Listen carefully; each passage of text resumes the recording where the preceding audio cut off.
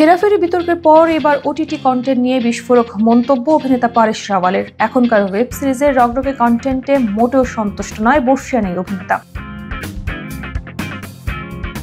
এক সাক্ষাৎকারে তিনি বলেন, এখনকার প্রায় সব সিরিজেই থাকে, কথায় কথায় দৃশ্য দেখানো হয়, সেটাও কোনো যুক্তি ছাড়াই। এখন মনে হয় এটা সস্তা প্রচার করার কৌশল ছাড়া আর কিছুই নয়। নির্মাতারাও দর্শকের মনোযোগ পাওয়ার জন্য এমনটা করছেন, কিন্তু দর্শকরাও বিরক্ত।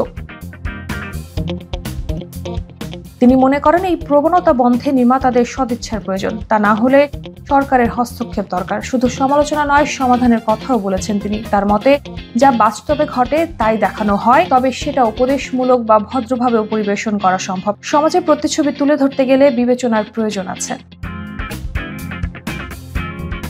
এর আগে পরেশ রাওয়াল জানিয়েছিলেন তিনি আর হেরাফেরি 3 এর অংশ হিসেবে থাকছেন না। এই সিদ্ধান্ত নিয়ে অনেক হতাশ হয়ে যান সিনেমা প্রেমীরাও। অবশেষে নিজের সিদ্ধান্ত বদলে বাবুরাও ওরফে পরেশ রাওয়াল ফিরছেন তার জনপ্রিয় চরিত্রে।